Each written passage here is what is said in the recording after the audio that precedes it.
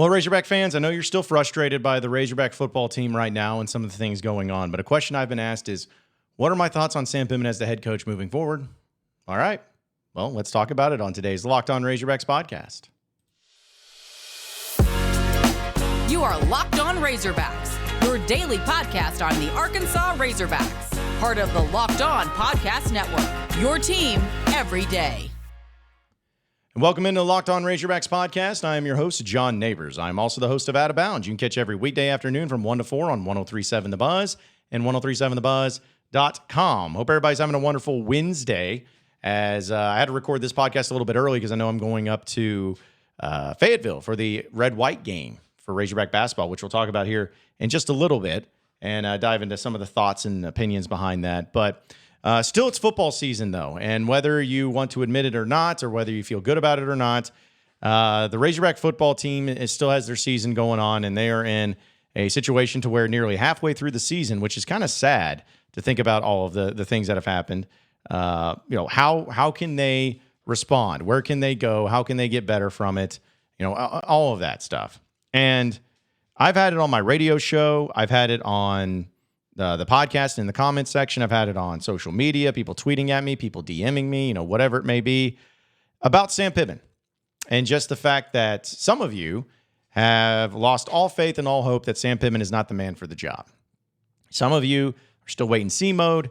And then some of you are still optimistic that Sam Pittman can, in theory, get the job done at Arkansas. And so some of you have asked what I think about right now at the current state of the situation that Arkansas finds himself in with 5 games into the season, 7 games left. What are my thoughts on Sam Pittman as the head coach moving forward?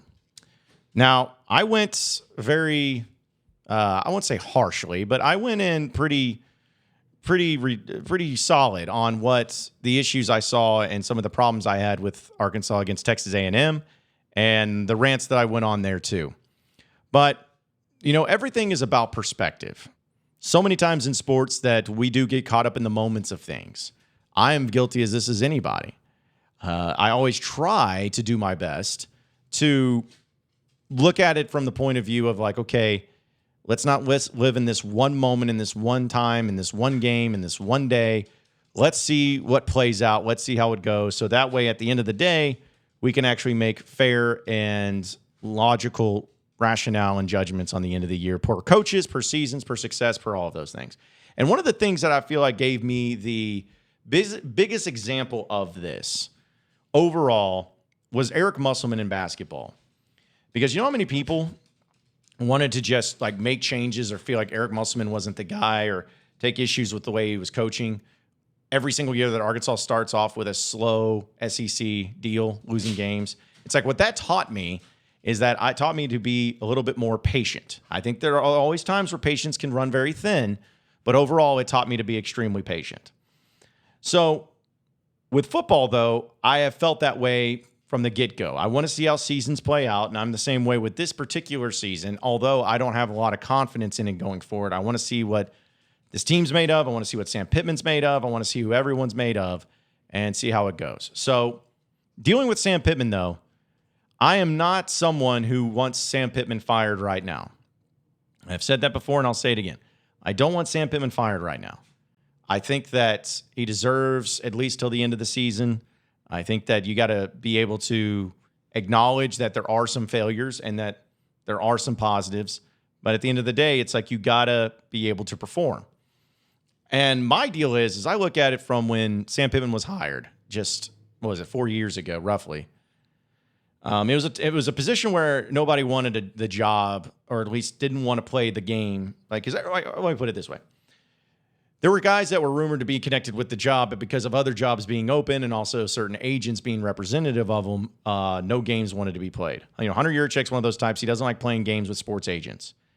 It is of my belief that Lane Kiffin was going to accept the job at Arkansas and not Ole Miss. Because I think at Arkansas, they would have been able to pay him more. I think that at Arkansas, they wanted, with Yurachek and the connections there, I think that there was, and this is just my opinion, I think that there was a deal in place, but because of still wheeling and dealing with other schools like Ole Miss, Arkansas moved on, and Hunter Yurachek moved on, says, we're not doing this. There may have been other coaches in there, but I believe that Lane Kiffin would have taken the job at Arkansas and not Ole Miss if it wasn't for Arkansas saying, all right, we're done. We're pulling this deal. Just my opinion. And I know that people always will bring up the whole Deion Sanders thing, which, again, I say so many times, nobody would have hired Deion Sanders at that point in time. And it would have been, at the time, a bad move for Deion Sanders to be hired because of the fact that he had never been a head coach anywhere close to the level. Because at least right now, he's gotten up to that point, and he's moved his way up to that point. And who knows, maybe it would have worked out. I'm just saying at the time and the perception of everything, I don't know if that would have been the case. So you hired Sam Pittman. Sam Pittman walks into a situation where Arkansas has won one SEC game in the past 3 years, completely and totally irrelevant, have been the laughingstock and the dumpster fire of all of the SEC. And he walks in and from the get-go has Arkansas competitive. From the get-go. Arkansas won 3 games in his first season. Should have been 4, but, officiating got involved with that Auburn game. He won 4 games the next year in 2021. He won 3 games last year. Should have been more, but woulda, coulda, shoulda, but 3 games. And then this year, he's yet to win one. They've only had 2 chances, but I would bet dollars to donuts that there's at least going to be 2 SEC wins this year, maybe even 3, maybe more. Who knows? But he came in and he walked in, and as a guy with no head coaching experience, for all of his flaws, for all of his mistakes, for all of his problems, he is a better coach than Chad Morris for sure. He's a better coach than Brett Bielema. He's a better coach than Jack Crow. I think he's a better coach than Danny Ford. To act like Sam Pittman is the worst coach to ever walk through the doors of Arkansas is just not true. And I think Sam Pittman has proved everyone wrong who doubted him as a head coach. Some people thought that it was the dumbest thing ever to hire a guy with no head coaching. He's done better than people who had years, decades of coaching experience, head coaching experience in college at Arkansas. And because of that fact, I'm always going to be impressed by him and appreciative of him because that's not an easy thing to do. I don't know of anybody else that could have done that right off the get-go and right off the bat who have never coached a down as a head coach in college football ever. There would have been maybe guys that could have walked in and done better, but considering how badly he wanted the job and would have done anything for it, he's put in the work, he's put in the effort, he's put in the love, he's put in the passion. But just like everything when it comes to head coaches, there's a learning curve, and being a first-time head coach, there's always going to be a learning curve. So I'm appreciative of him of that. And because of that, he deserves a lot of respect from Razorback fans and deserves a lot of credit from Razorback fans. Now, that being said, I do believe that as a coach, you need to grow and you need to get better, and you know that this is a performance-based business. Sam Pittman's even made it known that he's like, if I don't win enough games, I'm going to lose my job. He understands that. But I think that he's done a good enough job here at Arkansas in these years of building that culture, of building a team and a program that is competitive once again. But at the end of the day, you got to win games. You got to take care of business. You got to go above and beyond and make sure that you are doing the things that you need to do as a head coach to put your team in the best position of winning. You think about the players that have left and the players that have stayed, players that have transferred in, what they've done for certain ones. I think it's all great. But the one thing that I feel like Sam Pittman, as much as I respect him, I think that the one thing that he'll always be missing is just the fact of, maybe not having the killer instinct, or maybe not having the one thing where it's like, this guy's an offensive mind. He knows how to step in and know what an offense looks like. Same thing with, defensive mind, whatever it is. Sam Pittman is the ultimate CEO. He's the ultimate manager. He's the ultimate guy of which is a formula that's worked. It's a formula that's worked. So don't act like it's the worst formula of all time. It's a thing of I'm just going to hire great assistant coaches, let them do their jobs, and I'm going to handle the management of it all. And if things are working, great. If things aren't working, we'll make a move. That's how he's handling. He's like the puppeteer type of thing. But I do believe that not having that killer instinct and that, mentality of, getting to that point to where you're having a team that's built upon that and be able to finish games and always, be able to take care of business against opponents that you should beat, whatever it is, that's been lacking. I think we all see that. And it's disappointing to see the offensive line struggled as much as they have. But do I believe Sam Pittman is a bad head coach? Do I believe Sam Pittman is out of his element? Do I believe Sam Pittman is a failure as a head coach of Arkansas? Absolutely not. No, even question about it. He's not that. He's imperfect. He's flawed, just like all coaches. but he is not to that level of incompetence. I've taken issue with a lot of things that he's done, but people get mad about him talking about the offensive line and Cody Kennedy or talking about Dan Enos and everything. It's because he's covering for his guys. That's what head coaches do. They cover for their guys. You don't think that they don't know that the offensive line has problems, but do you think Sam Pittman is going to solve anything or make anything better if he comes out and be like, yeah, well, Cody Kennedy's trash. We're trying to get rid of him. No. Because, I don't even know what the details of what's going on, but even if Cody Kennedy or any assistant coach was having major issues, Sam Pittman's not going to the type that's just going to go into the press conference and be like, you're trash. This guy's trash. He's terrible. I don't know what he's doing. It's not his type. And the same thing goes with not only assistant coaches, but just play calling. It's like, he's like, I'm the ultimate guy that has the final say. And I believe that. But I think his trust and his appreciation for Dan Enos is where he lets him call those plays. And, he may not step in and say, no, we're not doing that. And maybe he should, but that's just not how he's been. He's a guy, he's like, I'm going to hire great coaches to do a job. So, again, I like Sam Pittman. I think that he has done so many good things at Arkansas. And honestly, I hope he stays at Arkansas, assuming that he has success to go with it. Like, not saying I hope he stays if he goes 4-8. I'm saying I hope he succeeds. I hope he bounces back this year. I hope he salvages this year because I root for him. And to be honest, if there was a year when Arkansas would hoist that national championship trophy or that SEC championship trophy or whatever it may be, some of the greatest, or at least the greatest accomplishment that Arkansas football could ever have, if they ever have a chance to hoist that trophy, I want Sam Pittman to be the one doing it. Because I feel that strongly about him and what he can do and who he is as a person. But again, wins and losses is all we know about coaches. And that's all that matters about coaches. And one final thing too, and I want to, because this is another thing that's been brought up. Folks, don't ever bring up to me about how much a coach makes as far as we're paying this coach X amount of money to do this or X amount of money. Okay, hold on. Let me put this very succinctly. I don't care whatsoever how much a coach makes. 10 million, 2 million, don't care. Do not care. Because at the end of the day, it's not my money. Like, it's not like my taxes go up because of the coach and making more money. Donations or whatever, you could use that argument, whatever you want to do, but it's like, it's not my money. And not to mention the fact that, say, Sam Pittman's making like $5-6 million. Say if he goes 7-5 this year. Okay, if he was making $1 million less and he went 6-6, you'd be like, well, that's about the going rate for the wins and losses. No. If Sam Pittman was making $3 million this year and he had 4 wins, you're like, well, we're getting what we pay for. No. So don't bring up money. That's dumb. That's dumb.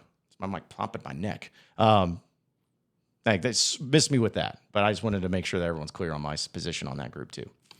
Folks, this episode is brought to you by Bird Dogs. Listen, Bird Dogs make you feel good. I'm actually wearing the hat this time because people were asking me about actually wearing the hat. This is why I don't wear hats very often, because I have a weirdly shaped head. And you're going to be like, oh my goodness, you're wearing it backwards like a chotch. Hey, I want to wear my hat the way I want to wear my hat. And luckily with Bird Dogs, not only do they have great clothing items to be able to fit comfortably, but they have a hat that can be worn forward or backwards. So get off my case.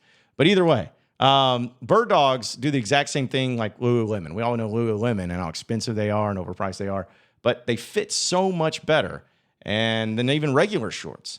And then they're made because they have those stiff, like restricting cottons and everything, but not Bird Dogs. I wear mine all the time. They're so comfortable. They're so easy, and they're so diverse when it comes to when I can wear them. They are the best shorts you could ever have. Guaranteed, no questions asked. And because you listen to this podcast, we have a deal for you. If you go to birddogs.com/LockedOnCollege, or you enter in promo code LockedOnCollege at checkout, you get a free Bird Dogs water bottle with your order. That's right. birddogs.com/LockedOnCollege for a free water bottle at checkout.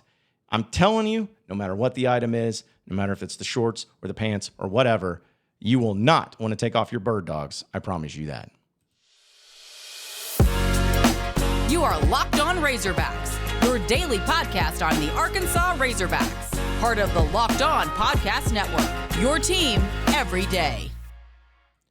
All right, so moving on into the next segment of the Locked On Razorbacks podcast. This will be a little bit of a shorter segment because I don't have much to say about it, but I think it needs to be addressed because I try to do that with everything. It's like if people are talking about it, even if I don't think it's that interesting necessarily or I don't think it's worth talking about, I'll still bring it up because it's what people want to hear about, and especially on the social media side of things. But apparently, I'm not going to go into names of who specifically it was, but apparently there was a member of a coach's staff's family that lashed out a little bit at fans or at particular fans. I don't even know the details of what happened. But it was something to where it got everyone talking and everyone kind of going back and forth with the coach's family member, so much so that they went private on Twitter or X or wherever you want to call it. But people wanted my thought on this too. And I know, again, maybe you think that it's wrong of me to be this way, but it's like I just don't care enough about something like that, because I think it's about wins and losses at the end of the day. And I think family members, especially strong family members, especially husbands or wives, are always going to stick up for their people, their other significant other or whatever, like always. And for those of you who are married, I would think that you would do the same for your significant other, and hopefully they would do the same for you. Especially if you're getting criticized on things on social media, especially if horrible things being said about you or you're getting wrecked for things. Not to say that there's a right or wrong way to do it, but, you know, families are very close and some people handle their stuff differently. But to me, I get it. I don't mind if family members, if things are bad and they're getting after fans, because fans are saying a bunch of stuff about their husband or making jokes about their husband or attacking their husband. Like, that's what wives do, or that's what husbands do, is that they come to the defense, no matter what it is. So I don't have a problem with it. Everybody wants to win. It just shows that everybody wants to succeed. Everybody wants to win. But also, you know, people can handle their stuff differently. And I'll also be like this too. I know we talked about like mental health last week and players and whatnot, but I take the stance that in life, especially in social media, you have to have thick skin. Like I was talking about this with this girl I was talking to about having to have thick skin in these situations and in these moments of people ripping you a new one, which happens. You know, it's part of the gig, and you don't want to cross certain lines. But like I was telling her about like some of the stuff that gets said about like me, or I was showing her like things that people tweeted at me or tweeted about me and whatnot, and she was like floored. She was so offended by it. It almost like broke her heart. Now, I'm not trying to compare myself to like get said about coaches and players and all that stuff, but my point is that like it hurt her inside, and I've just been talking to her for a little while, and then you have me who's just kind of like, it's part of the gig, it's part of the job. Doesn't make it's right, doesn't mean it's right, doesn't mean that you should do it, doesn't mean it doesn't just ever impact me whatsoever. But you got to have thick skin in this business, and you got to be able to handle it. But it doesn't mean you have to take it either. Like, I think both can be true. Just because you're a fan who loves the team and everything and thinks struggle does not give you the ultimate right to attack people on a personal level. But also, just because you're a member of a coach's family does not give you authority to go after fans or say horrible things about fans. And again, I don't know what exactly was said, but that doesn't give you the green light to go the opposite direction either. All you got to do, folks, is just try to be as cordial as possible to each other. That's really what I'm looking at. I try to be nice to everybody. And then when I ever make insults or I throw insults at people, like, it's all in good fun. Like, I've had Missouri fans that were after me because, you know, they're, I guess, 5-0 or something like that. And they have beaten, you know, some big teams. But still, like, they were going after me about what my comments were about Arkansas and about, Eli Drinkwitz. I'm like, okay, but I wasn't personally attacking him. It was just like all in good fun. And if anybody gets offended by that, then that's on you. But you just got to be able to handle your business. You got to be able to have thick skin. But just everybody wants to win at the end of the day. Everybody wants to succeed, especially those who are on the coaching staff. So be critical. You can voice your frustrations. I did the other day. But doesn't mean that you have to make it personal about anybody. But also doesn't mean that you have to just lump every single fan in the same regard either. Just find the balance in that. We'll talk some basketball here on the other side of the break, but folks, snap into action this NFL season with FanDuel. America's #1 sportsbook. Because right now, new customers get $200 back in bonus bets guaranteed when you place a $5 bet. That's $200 back in bonus bets, win or lose, with just a mere $5 bet. If you've been thinking about joining FanDuel, there's no better time to do than right now. Because with the app being so easy to use and there's a wide range of betting options, including spreads and player props, over-unders, and so much more. So you got to check them out today. FanDuel.com/lockedon to kick off the NFL season and keep it moving with FanDuel, the official partner of the NFL. FanDuel.com may include and does include money lines, props, and etc. around Arkansas and around all of college football and around the NFL. So be sure to check it out at FanDuel.com. You are Locked On Razorbacks, your daily podcast on the Arkansas Razorbacks, part of the Locked On Podcast Network, your team every day. All right, so final segment here on the Locked On Razorbacks podcast. I'll be pretty quick on this one because I know I've gone a little over time, but Arkansas is playing the red-white game tonight at Barnhill, and I'm going to be making the trek up to Barnhill to check it out myself. I don't think it's on TV, actually. Actually, maybe. I think it's streaming. I probably should have looked that up before I ended up, doing anything like that. But I think I saw a tweet to where they said it might have been on TV, or that they were trying to do some sort of thing on TV or on streaming.